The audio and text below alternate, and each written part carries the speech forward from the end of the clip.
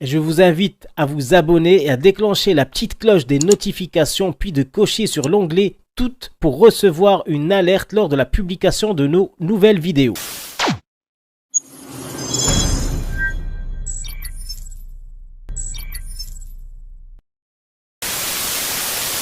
Ils ont osé, ils l'ont fait. Les malfrats, les ordures à la tête du royaume de pacotille marocain ont enfermé un des leurs, pas n'importe lequel. Le seul qui croyait réellement au changement au sein de la monarchie qu'il voulait démocratique à l'instar du modèle anglais. Après avoir jeté un de ses fils dans des geôles insalubres pour plusieurs années interminables par pure vengeance, les voilà maintenant qu'ils s'en prennent au monstre sacré, au père de la nation, le seul dans ce pays qui est adulé par les monarchistes, les révolutionnaires et les républicains, par les instruits et les analphabètes. Il est le seul à faire consensus. Il parlait vrai et défendait les faibles, les foutus, les sans-droit. C'est bien sa popularité qui a eu raison de lui dans ce régime putride et dictatorial qu'il nous faudra renverser, coûte que coûte et le plus vite possible, pour que jamais pareille injustice ne se reproduise et qu'on puisse enfin sortir ce brave homme innocent, intègre et vaillant, ainsi que tous les autres combattants de la liberté de cette Bastille moyenâgeuse. Ils ont peur de lui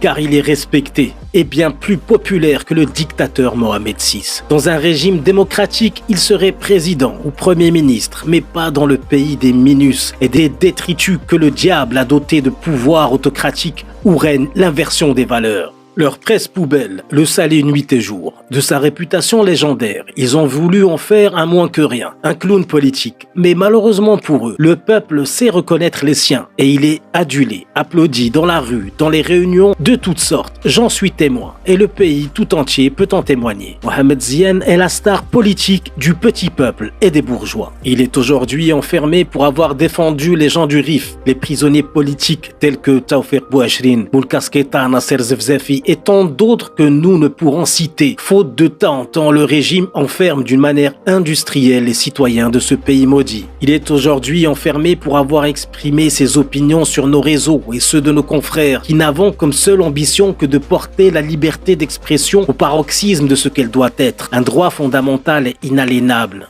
Il est aujourd'hui enfermé par vengeance de cet état répressif qui ne supporte pas les hommes libres et la vérité qu'ils véhiculent. Le pouvoir a cramé la seule carte qu'il aurait pu utiliser pour créer un semblant de lien avec le peuple, en lui refusant son statut naturel et légitime de Premier ministre. Ils ont créé le début de la fin, de leur fin. Ils ont creusé leur tombe en s'imaginant qu'ils se sont débarrassés d'un opposant. Ils se sont opposés à leur futur. Dorénavant, même ceux qui croyaient en eux auront peur de finir comme Maître Ziane. Les plus fidèles parmi les fidèles finiront par conspirer contre eux et les chasseront du trône éphémère sur lequel ils ont été placés. Concrètement, son arrestation s'est faite dans des conditions complètement illégales. Il n'a pu assister à son propre jugement, ni lui, ni son avocat. Il fut arraché de chez lui par surprise par plus de 30 policiers à son domicile. Imaginez une personne de 80 ans subir un tel choc, une telle bassesse. La mafia marocaine au pouvoir continue dans l'immonde et l'insupportable en lui interdisant toute visite, ce qui est aussi évidemment illégal. Il bénéficie pourtant de multiples recours qui pourraient le libérer en attendant la fin des procédures.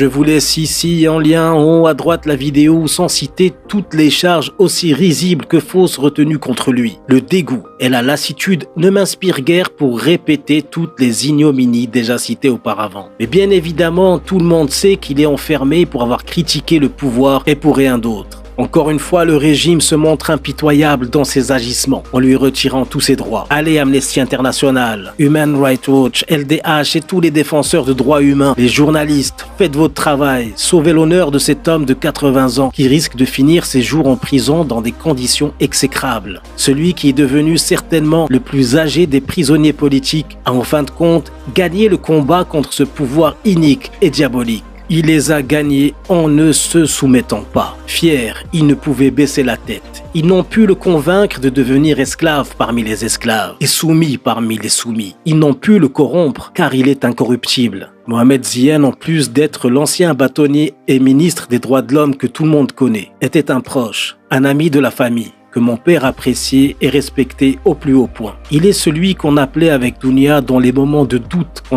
quand on avait besoin des lumières du sage pour y voir plus clair. Il est celui qui m'a annoncé la mort de mon père. Tout ça pour vous dire à quel point il avait et aura à tout jamais notre confiance et à quel point il est l'un des nôtres. Il est aussi le père de toute une nation. Il est celui qui aurait pu mener le Maroc vers la puissance économique et le rayonnement culturel. Tout le monde le sait, personne ne peut nier l'extraordinaire richesse qu'il aurait pu apporter en tant que chef d'État et tout ce qu'il a fait au niveau des droits humains au Maroc. Le régime de pleutre des Alaouites préfère continuer le pillage de tout un peuple et enfermer ses élites. Après Omar Radi, Rissouni et tant d'autres journalistes, artistes, génies, intellectuels et représentants de ce que le Maroc a produit de mieux, c'est au tour du doyen de tous ces braves de subir les affres imposées par ces guignols, ces gugus sans honneur. Mohamed Zienne est l'incarnation même de ce qu'est un vrai Marocain.